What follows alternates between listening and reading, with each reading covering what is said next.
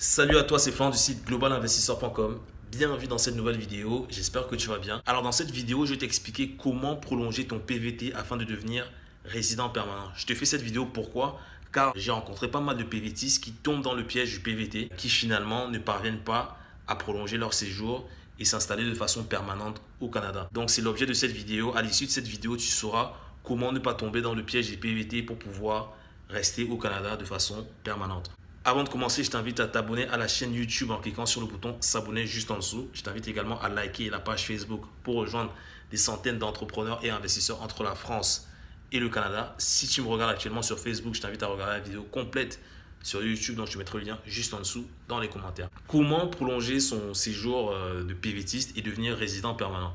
Moi, je suis arrivé en août 2016 directement comme résident permanent et j'ai rencontré un PVTiste en fait. Et lui, ça faisait 1 an et demi qu'il était là et du coup, quand je l'ai rencontré, je lui demandais un peu ce qu'il faisait, etc. Il me racontait que voilà, lui, ce qu'il a fait, ce qu'il est arrivé au Canada, bon, il a fait des petits jobs et tout et après, il est parti voyager. Et que là, du coup, il va devoir rentrer en décembre, donc en décembre 2016, car il n'a pas pu faire sa demande de CSQ. Pourquoi? Pas mal de PVTistes qui tombent dans ce piège-là, dans le piège des vacances, on va dire. Donc, ils prennent un peu trop le mot vacances de PVT, ils le prennent un peu trop au sérieux. Pourquoi? Parce que, par exemple, cette personne-là, ce qu'elle a fait, c'est qu'elle est arrivée en hiver. Elle est arrivée en hiver, donc elle est arrivée en plein mois de février. Il est resté peut-être pendant 2 mois, le temps que voilà, la neige fonde, etc. Tu sais, il a mal vécu l'hiver, on va dire. Après, il est arrivé en été. Bon, l'été, c'est génial, c'est formidable et tout. T'as les festivals et tout, etc.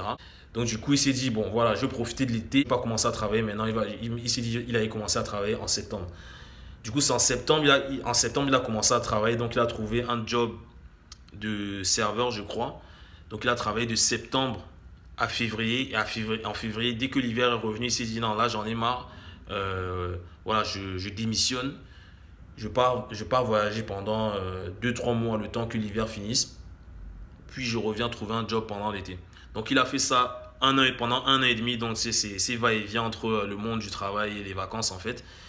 Et du coup, ce qui s'est passé, c'est que quand il a quand il a fait sa demande de CSQ, il a obtenu un refus. Pourquoi? Parce qu'on lui a dit qu'il n'a pas cumulé 1 an de travail qualifié à temps plein ici au Canada. En gros, ce que je vais te dire, c'est que si tu obtiens ton PVT, il faut que tu partes avec un objectif précis de travailler à minima 1 an dans un emploi qualifié de catégorie A et B. Tu pourras regarder sur Internet les types d'emplois qui sont dans ces catégories-là.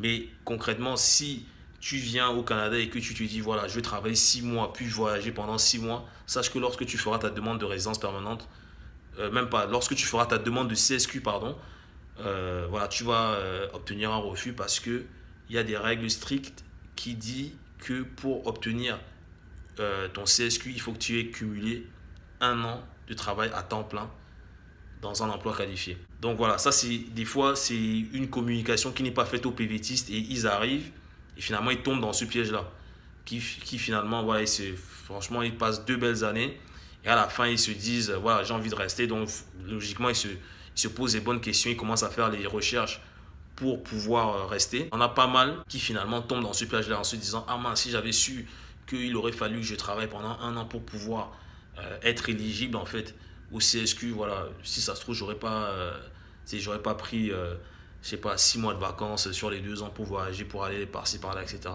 Donc vraiment je te dis ça car voilà, moi j'ai vu, d'après ce que j'ai vu sur les forums, etc., t'en as pas mal qui tombent dans ce piège là et moi j'ai noté personnellement que ça c'est une communication qui n'est pas assez bien faite en fait auprès des PVTistes lorsqu'ils arrivent ici. Et moi je trouve ça un peu dommage car voilà, au bout de 2 ans de te dire que voilà, tu peux même pas rester parce que tu n'as pas respecté un critère que a priori tu n'étais même pas au courant. Donc voilà, faut faire un peu attention par rapport à ça. Donc si tu viens au Canada, pars déjà avec ton objectif de travailler pendant 1 an. Tu trouves un bon boulot de catégorie A ou B. Voilà, et tu te dis voilà, pendant 1 an, bon, certes je ne vais pas voyager, mais ça te permettra après à l'issue des 1 an, tu pourras peut-être voilà, te dire bon, je m'accorde peut-être 1 mois de voyage et là tu n'auras aucun problème à le faire car tu auras rempli tous les critères demandés par le Canada et demandés par l'immigration au Canada pour pouvoir rester au Canada de façon permanente, faire ta demande de résidence permanente, puis même avoir la citoyenneté si tu le souhaites. Donc voilà. Donc, c'était mon message de cette vidéo-là. Si tu l'as apprécié, je t'invite à la liker. Je t'invite également à la partager à tous tes amis PVTistes pour qu'ils soient informés de ça, en fait. Et moi, je te dis à la semaine prochaine pour une nouvelle vidéo.